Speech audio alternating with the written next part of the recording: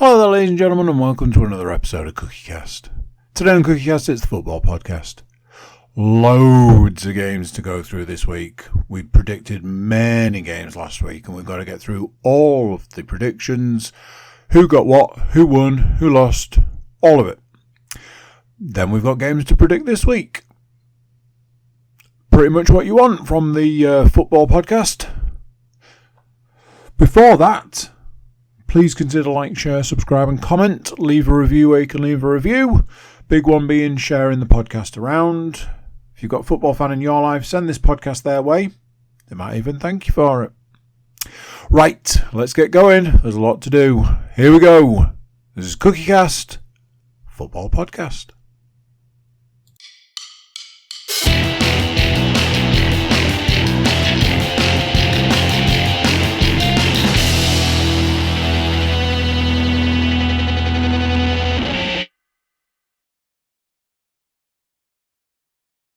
Well.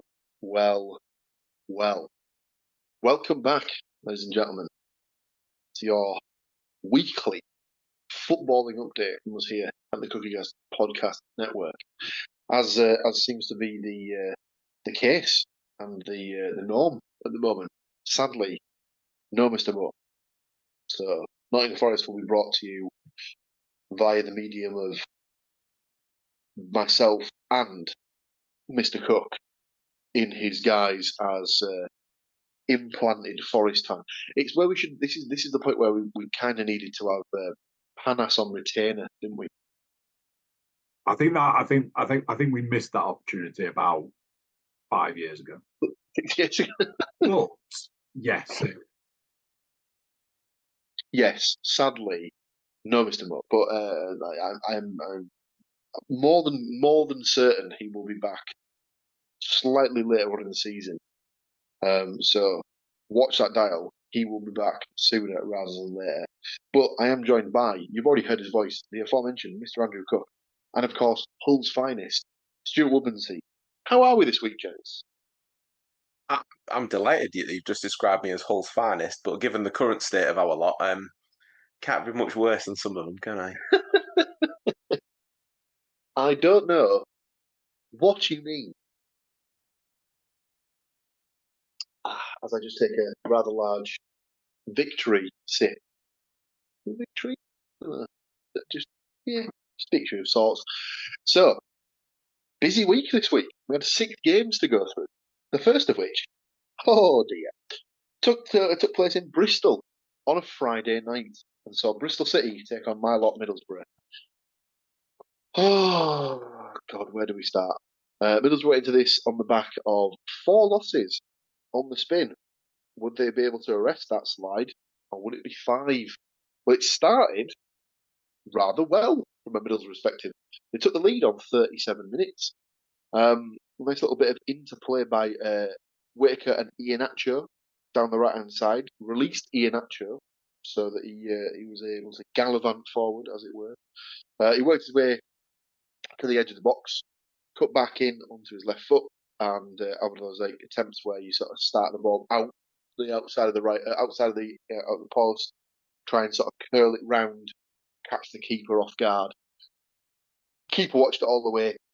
I would say made a good save, but that would be a lie, as he basically palmed it straight up in the air to the free as a bird ex-Bristol City man Tommy Conway, who headed in from 6 yards out.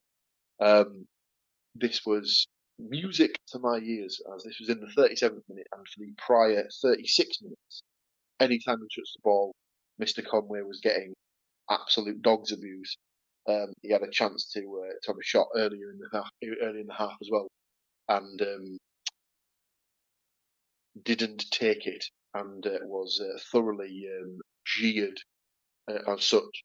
The best part about this is obviously when he went over into the corner to celebrate the goal, he gave it the old fingers in the ears, and I counted at least 20 or 25 people telling him to fuck off. I thought it was just they were all waving at him in a special way. Yeah, they were waving at him, but for some reason their hand seemed to be turned the opposite way around to how you'd normally wave at someone. I think they were doing their own sort of tribute to a John Cena "You Can't See Me" style wave salute, as it were. They're just big fans of Lego. That's all it is. Yeah, big Lego men. Yep, that is absolutely it. He didn't, like, in fairness, like, he had every right to go and do that because he was absolutely copping for it, wasn't he? Like you said, the entire half, it was just. I'd like to. I don't really know like the sort of the ins and outs of how he left Bristol. I don't know if it was a case of he pushed for the sort of the move. I think there was potentially the chance that he was offered a new contract, turned it down, and that's kind of why the sale went ended up getting pushed through. So it might be that there's a little bit of bad blood there. I never like it when you sort of boo a returning player because there's always the possibility that happens, and you're always. Whoa! I think we all know that if Aaron Connolly scores against Middlesbrough, you will be first in that fucking queue. No. I don't have any problem with that, and he's an exception to the rule because that shit bastard will be getting nothing but pelters if he does turn back up at the Riverside. But I'm pretty sure we've already played Millwall this season. Although saying that, at some point Millwall will also come to their senses and terminate his contract for another Championship club to inevitably be lumbered with having to watch him try and play football.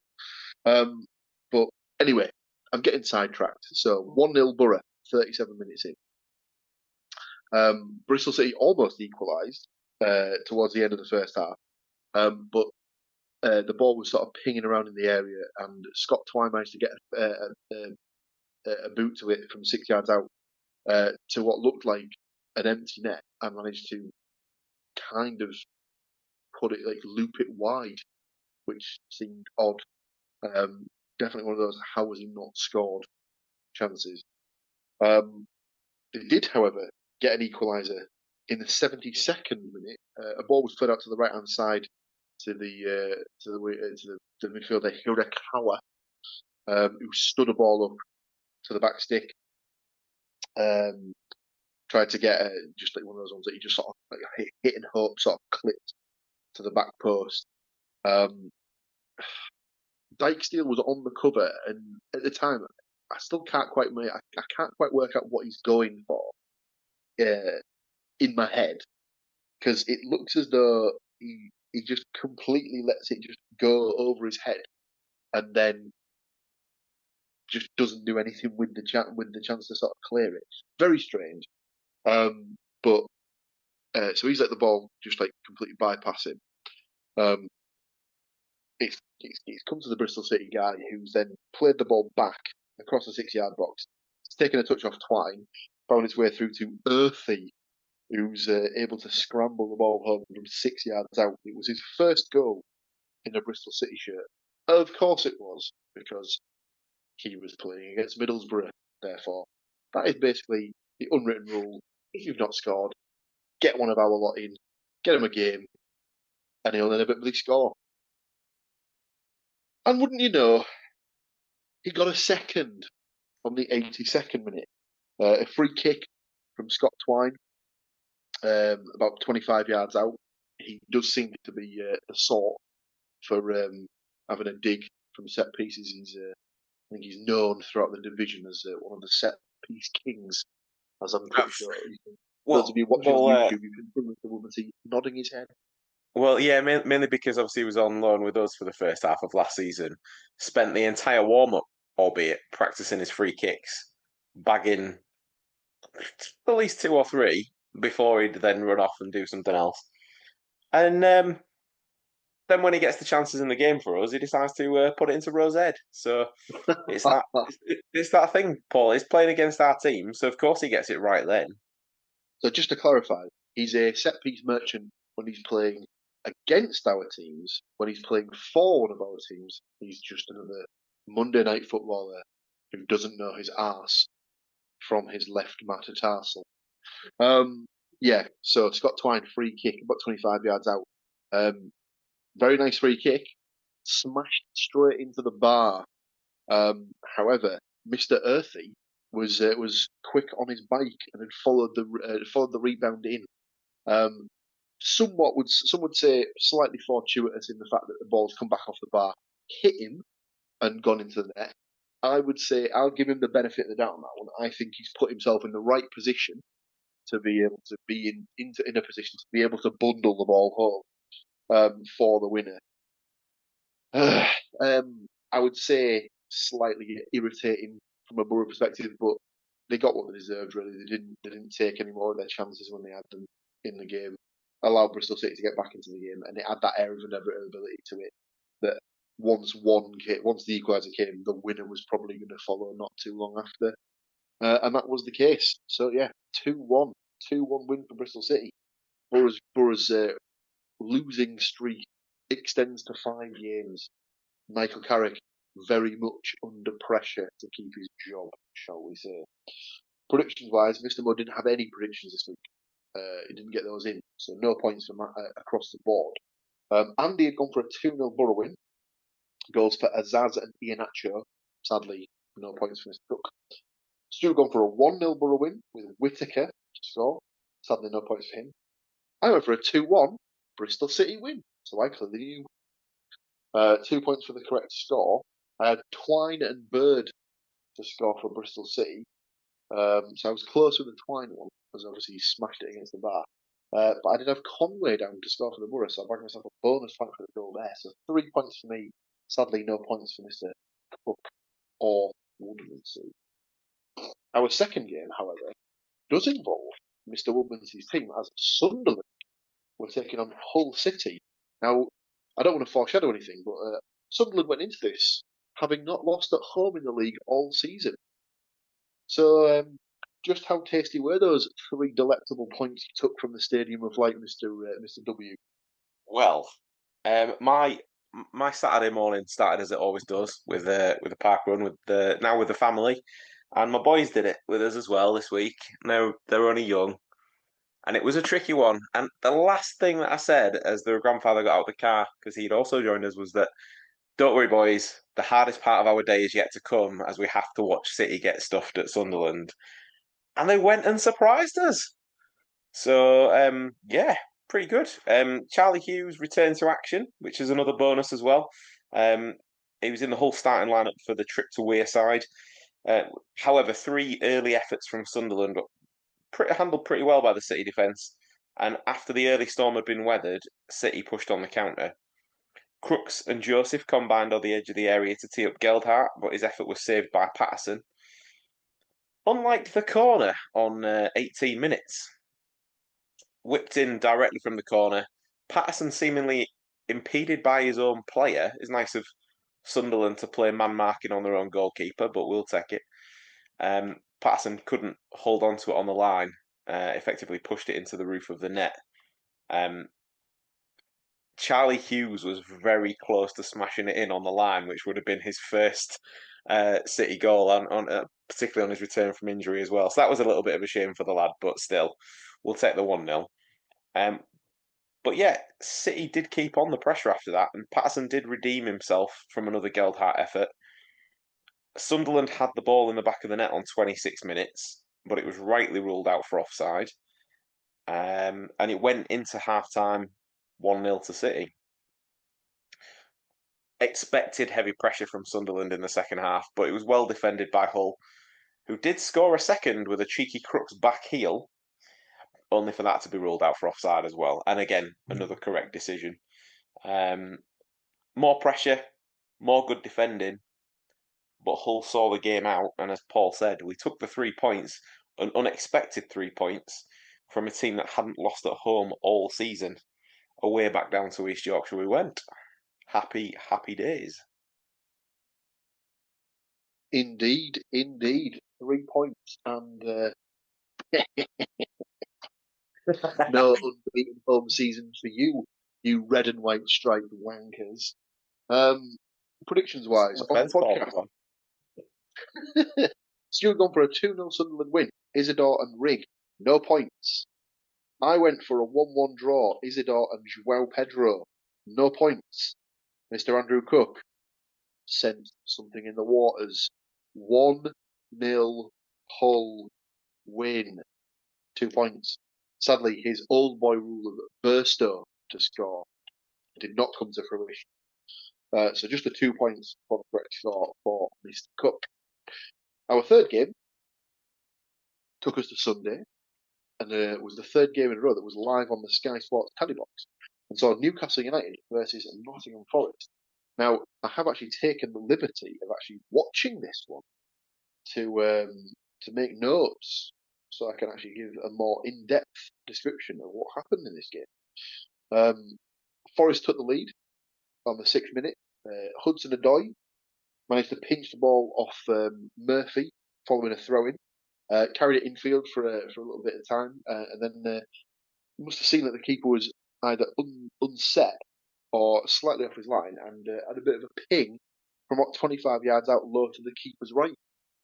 Caught him off guard, and opened the scoring 1-0 Forest. I'd like to then sort of not really discuss the next 34 minutes. 32 minutes. No, that's terrible math. 28 minutes. I'll get there in the end. But I suppose we have to, really. On the 23rd minute, Newcastle equalised. Lewis Miley with the goal. He's not the best of the Miley brothers. Obviously, that's reserved for the guy who's just joined the mighty Hartlepool United and scored on his first start. Wasn't it Miley's first start in the Newcastle senior side? So they've both scored on their first start.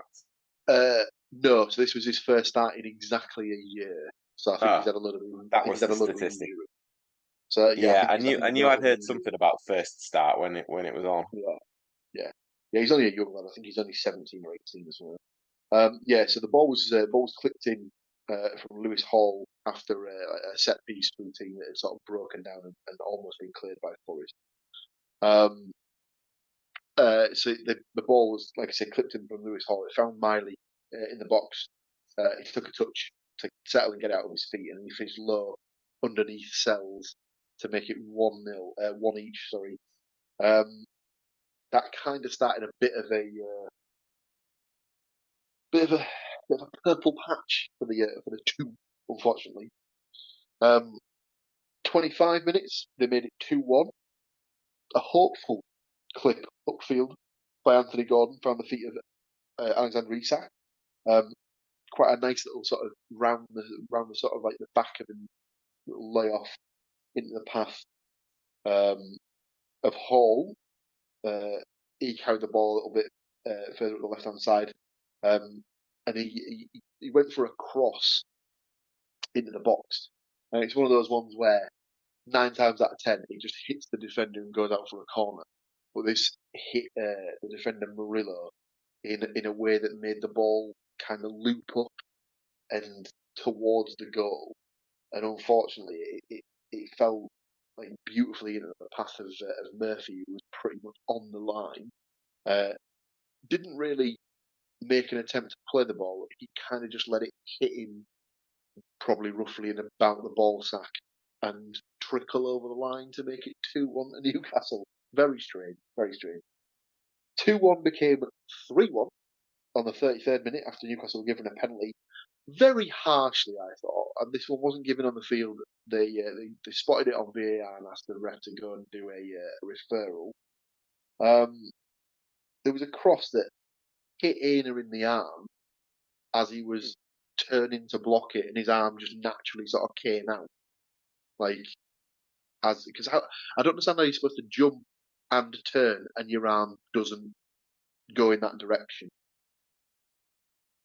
It was on the point of his elbow, wasn't it? It was like he wasn't purposely trying to get his arm in the way of it. It was a really weird one. One of those ones where I think if the roles are reversed, let's put it that way, if that's in Forest clipping the ball into the box and it's a Newcastle guy who makes that sort of block at St James's Park, I don't think that penalty gets given. Personally, I think that's one of those home decisions that sort of goes against the away side in that particular guy. But yeah, penalty given on the referral. Isak picks up the ball, sticks it on the spot, tries to get a bit cocky and chip the ball down the middle. Sells almost reads it perfectly but I don't know if he just loses his footing and then trying to stand up to basically save the ball only proceeds in like palming it directly into the roof of his own net. So it almost looked like a great save, but unfortunately, yeah, he has just palmed it into the roof of his own net and made it 3-1. And less than 60 seconds later, 3-1 became 4-1 as it was that man again, Isak with the fourth ball. The ball, I'm saying his name a lot tonight, from Lewis Hall down the left-hand side, released Joe Willock, who in turn took the ball on and then played in Isak. Same as the second goal. He's taken a shot. Murillo's tried to close it down. It's clipped up off Murillo and just completely like wrong-footed the keeper, bounced over the keeper, straight in the goal. 4-1 to Newcastle. Forest looked dead and buried at this point, and then obviously managed to get themselves back into the game on the 63rd minute when they made it 4-2. Milinkovic was up for a corner from the right-hand side. It kind of cleared the entirety of the team and made its way to Chris Wood, who was at the back, sort of like at the back post. He kind of hooked the ball back to around the 6-yard box, where Milinkovic took it quite neatly actually. Yeah, cheeky little back heel sort of like hook finish with his foot, about 4 or 5 yards out just to sort of stab it home. And Forest almost got themselves back into it with a third on the 90th minute. Ryan Yates, the shithouse himself, another corner from the right hand side was cleared to Morgan Gibbs-White about the sort of the penalty spot, about 12 yards out. His effort was kind of smothered on the line and sort of scooped back into play, right into the path of Yates, who found himself about 5 yards out and just bundled the ball home to give the watching 50,000 Toon Army fans a rather nervous last 3 minutes. That 3 minutes injury time, what an absolute joke that was. Probably should have added about 8 minutes, but they only added on 3. Another decision that basically goes in favour of the home side. What a surprise. So Forest just left it a little bit too late, ran out of time. Newcastle 4-3 winners. Predictions wise, Stuart gone for a 1-1 draw. Tenali and Gibbs-White to score, no points. Andy had gone for a 3-0 Nottingham Forest win. 2 for Wood, 1 for Gibbs-White, no points. I'd gone for a 2-1 Newcastle United win. So I get a point for that. I had Wood to score for Forest, no points there, but I did add Isak and Murphy both to score for Newcastle. So I managed to bag myself an extra 2 bonus points to make it 3 points total. So 3 points for me, no points for Stu, no points for Andy. We have 3 games left from this particular week. The first of which saw Cardiff City taking on Hull City. We will take a small break just to replenish our mental stocks before we dive into that particularly. You, however, won't need to do anything, as we will be right back.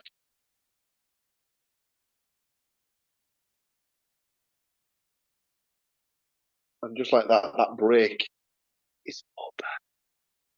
And we dive right back in, as we said before the break, to Cardiff City versus Hull City. Now, let me just double check the league table.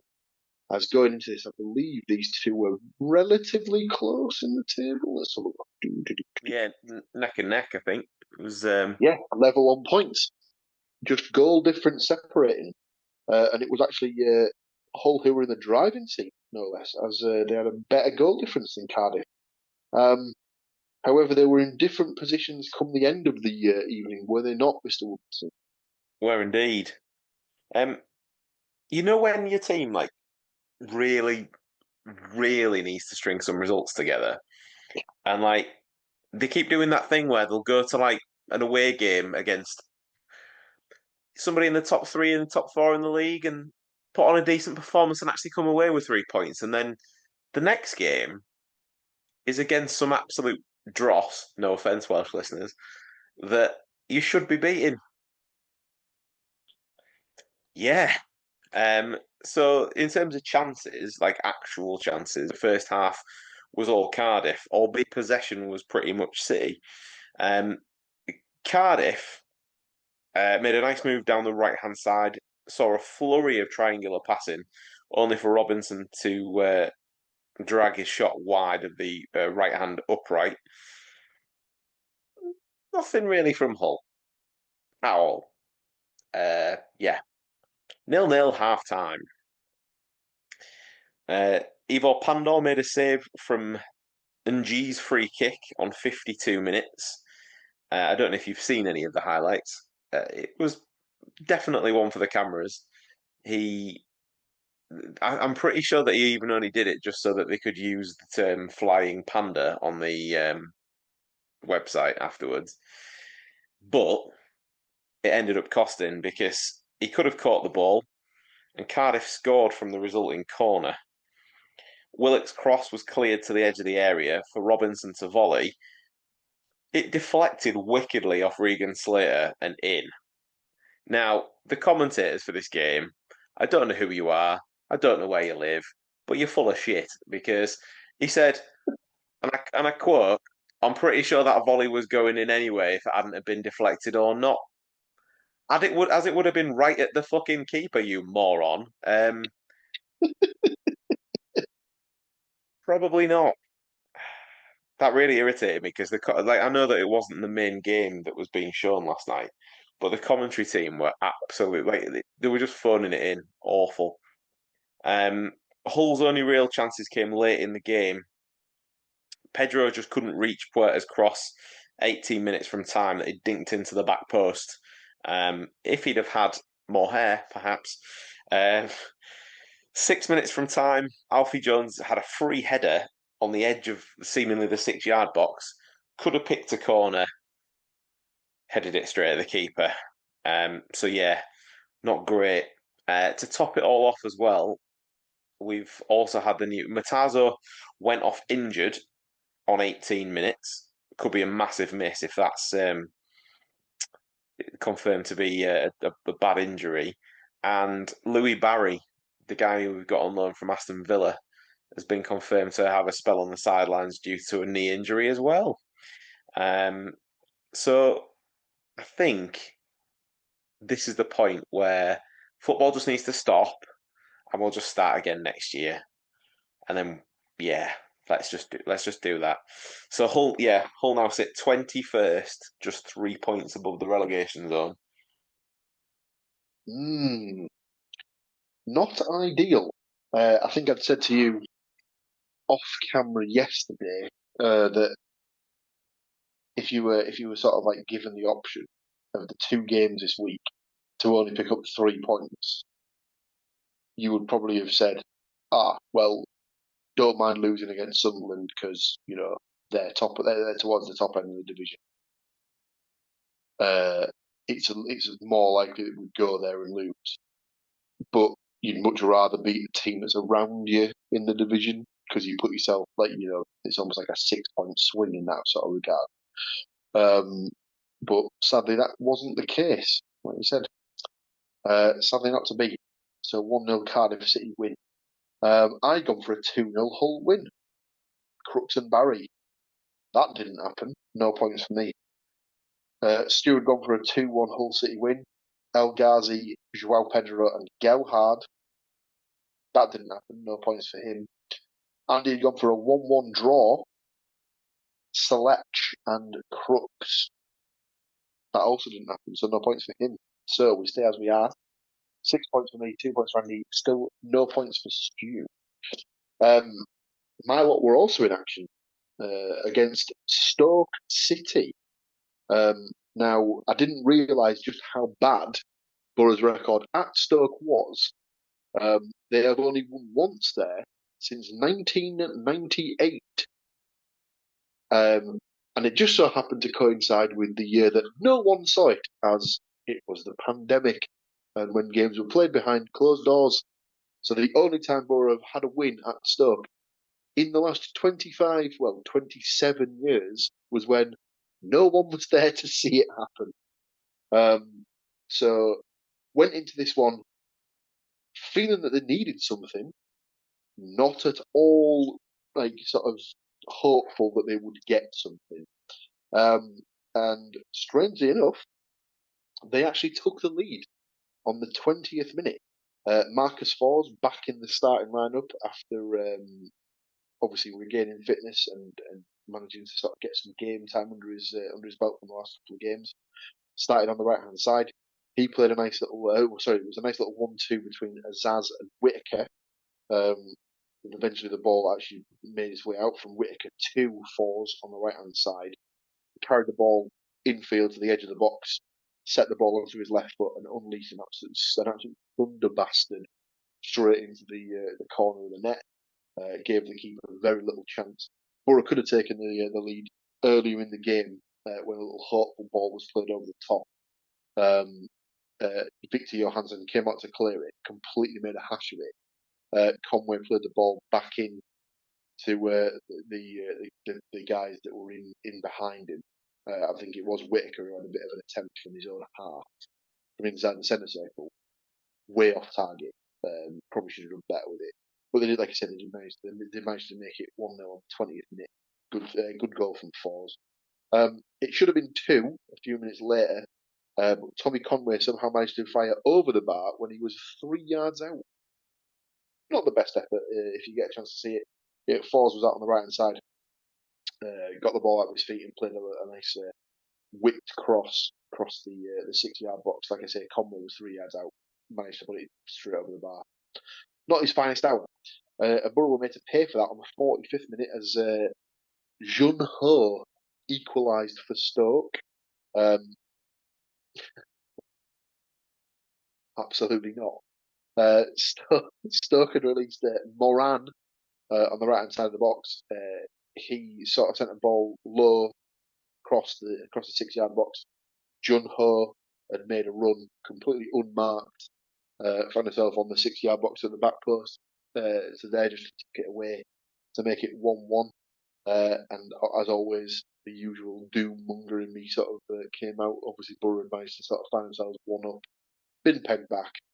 Inevitably, the collapse will come. That did not happen, however. On the 52nd minute, Borough retook the lead through Finn Azaz, finally waking up from his 6 or 7 game slumber that he's had since Boxing Day. He made it 2-1 with a driving run from Hayden Hatley through the centre of the pitch. He then played in Conway on the edge of the box. He then shifted the ball into the path of Azaz on the left-hand side, took a touch, finished low across the goalkeeper to make it 2-1. And the game was settled on the 73rd minute when Conway did get his goal. The ball started with Azaz just on the edge of the centre circle. He played the ball out to Conway on the left-hand side. A neat little sort of short 1-2 pass with Azaz on the edge of the D. He rolled it straight back into the middle of the box for Conway to latch onto. Took a touch, just side-footed it past the goalkeeper. Lovely little pass and move. Section of play, and put the game to bed, 3-1.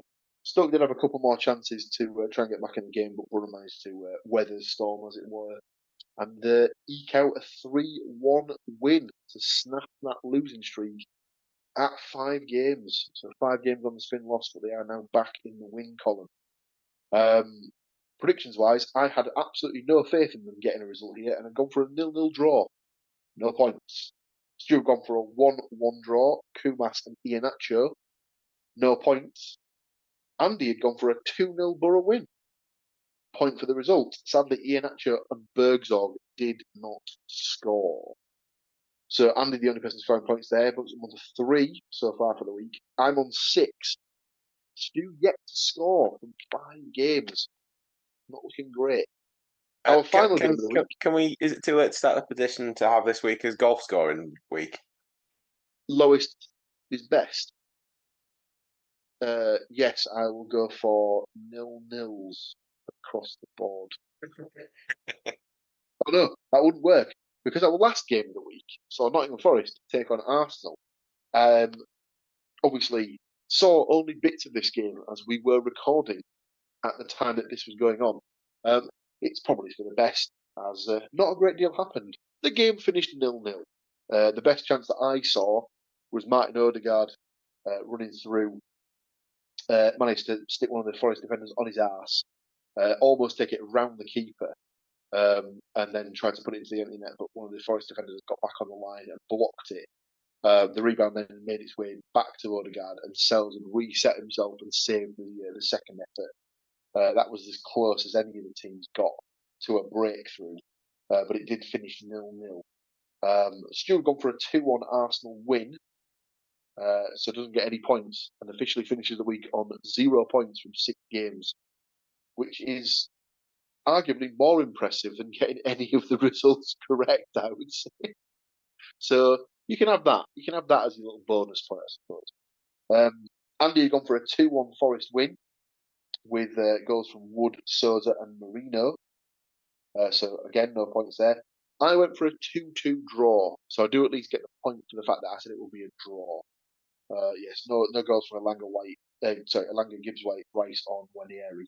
Stu's goals for us, for anyone who wanted to check them were Wood, Wanieri and Odegaard. So he did get close.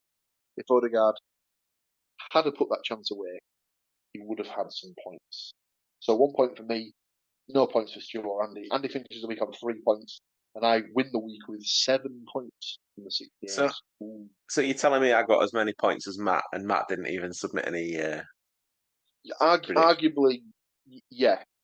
I suppose technically you could argue that Matt did get like 3 points for the Forest Arsenal score because it was 0-0 and he didn't make any predictions. Yeah, so, thanks, Paul. Technically, that would be 3 points. So I thought if the team didn't show up, that it was automatically a 3-0 win to the away team. So therefore, if Matt's not showing up, I get 3 points, right?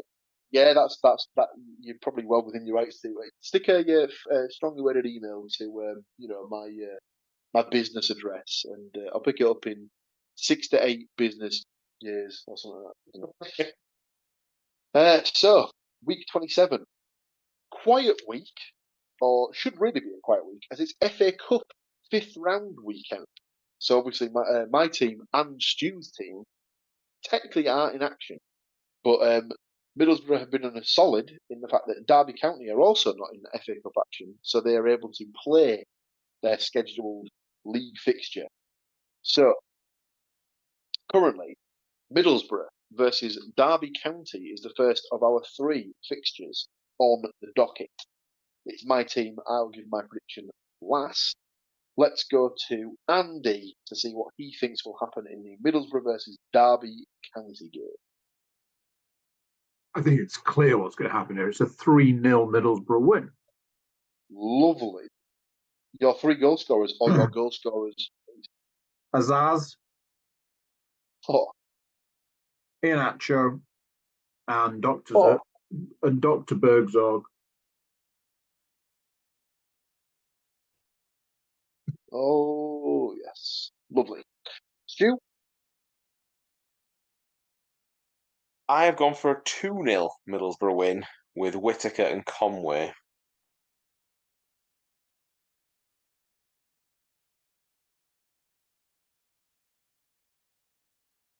I agree, boys. I too have gone for a Middlesbrough win. I'd like to think they've got the negative results out of the way. They can now kick on, try and get back in the playoff hunt. They're only 4 points off the playoffs, so they're certainly not out of it, but they will need to put a bit of a run together between now and the end of the season to remain in with a chance of making the top 6. And what better way to start that by putting down a bit of a marker against a very, very poor Derby County side. I've gone for a 4-1 for a win on this one. I feel that they do score goals, so I feel that they should be well within their remit to be able to put 4 past Derby. I've gone for a 1 for Whittaker, 1 for Conway, and now that he's back on the goal trail and the assist trail, no less, I've gone for Azaz to get 2. And then we can't keep clean sheets, so obviously we'll concede at some point. I've actually gone for a bit of a ridiculous goal scorer for Derby because I've gone for Nyambi to score. Now I'll have to double check this because there was a stat that came up about Ryan Nyambi that was raised by a podcast called the Second Tier podcast. And as I check, it goes as follows: Derby County's Ryan Nyambi is now 3 games away from breaking the championship record for the most outfield appearances without scoring a goal. He's obviously playing one of our teams. You know the rest, ladies and gentlemen. He's never scored a goal in his career, despite making 287 appearances. The curse continues. If he does score, I swear to God, I might have to fold up any Middlesbrough-based stuff that I've got in my life. Even if we're a win, I will be legitimately thinking they're cursed. And just to clarify, the final kicker, he's taken 1 shot since Christmas 2023.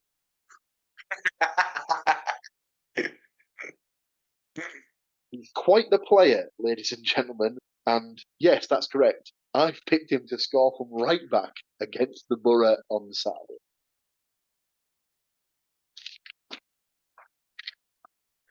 At least he's not like a striker. If he was a striker that hadn't scored since then yeah, I suppose he'd be like, what, Darwin Núñez? So shots fired. Our second game of the week doesn't take place on the weekend.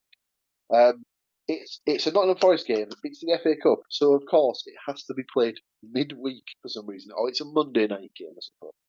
So Monday night sees Nottingham Forest take on Ipswich Town in the FA Cup 5th round. Obviously, it's Mr. Mo's team, but he's not here and has not submitted some predictions, so he won't be going at any point during this particular week. So I'll jump in first. I've gone for a 2-1 Nottingham Forest win. As it seemed to work for me in the last round, I've gone for Souza to score, and I've also gone for Jota Silva to score, and then I've got Liam Delap to score for Ipswich, as he seems to be one of the only good things about that particular team at the moment. Andy? Simple, elegant, 2-0. Wood and Gibbs White. Lovely stuff. Now, I don't know if Stu was disagreeing or horrified by the idea that I'd said a 2-1, as he didn't look. It looked like he got that sort of look under his face when someone puts, not coffee directly in front of your mouth and stuff like that. He didn't look thrilled at my thought of a 2-1. no, because I also have Forest to win 2-1. Oh, I see. And I also have Delap to score for Ipswich. Right, my Forest goal scorers are Wood and Gibbs White. You saying about the good things to be in the Ipswich team? Seeing Philogene finally got his scoring boots on for Ipswich in the game against Man United. 2 goals against Manchester United, no less. The second of which definitely looked as if it was a bit of a hopeful cross into the box, where it looked as if Delap got a touch on it, but on the second glance he just waved a foot at it, so it did go down as a Philogene goal. So 2 games down. That just leaves us with Hull City versus Plymouth Argyle on Tuesday evening. And as we always say, what better than for those hard suffering Plymouth Argyle fans than having a 400 to 600 mile round trip to do on a Tuesday evening? It's their own stupid fault for beating Liverpool in the FA Cup. Yeah, it's a good point. Obviously, it's Mr. Woodmansey's team. He will give his prediction last. Let's go to Andy for the Hull City versus Plymouth Argyle prediction. So, as it reads, 3-0, 2-0, 1-0 to Hull, please. And I'll just have a little crooks action on that one. Oh, lovely. I will increase Mr. Cook's prediction to 2-0. I also have Crooks to score, but I've gone for João Pedro to get the other one. I know it's a midweek fixture, but in attendance? Yep. Just on your own, though, or will you be taking the boys? No, just me. It's too late when it's a school night, especially then. what's the point in making them stay up late when Hull are going to lose 1-0? Oh, I'm going for Al-Hajj for the goal. bless you. So, but are you going for a goal scorer again? You're just going to say bless you again. I'm not playing the game. It's bad enough having to go and watch. It's bad enough having to go and watch it. Well, I'm gonna have to look. I'm gonna have to look it up now. Because I forget what you said. Al-Hajj. Al-Hajj. Apologies to Alhajj. apologies to Mr. Hajj and his family there for obviously butchering his good name. Let's have a look. Al-Hajj. 2 J's. Who would have thought? Rami. Lovely. So not feeling confident on that one. Nah, the City always do that thing of, leaving it to the last minute to do anything about whether it's promotion, relegation, whatever. So, because we're only 3 points above the relegation zone now, and Plymouth aren't exactly having a blinder either. I mean, why break the habit of a lifetime? Why not make it as fucking awkward as possible? Oh dearie me! I'll tell you something, like, ladies and gentlemen. If we had if we were nothing but positive on this podcast, it wouldn't be as interesting to watch. Let's just say that. I'd have to change the outro as well, and that just doesn't fly for me. You've got I a point. love my football outro. At least I know I can use it every single week and without fail. He's not wrong. He's not wrong, ladies and gentlemen.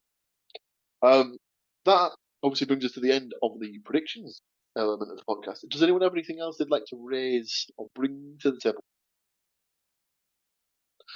In that case, all that's left for me to do is to thank these two wonderful gentlemen for joining me to go through the details of their teams and the wider footballing world as a whole.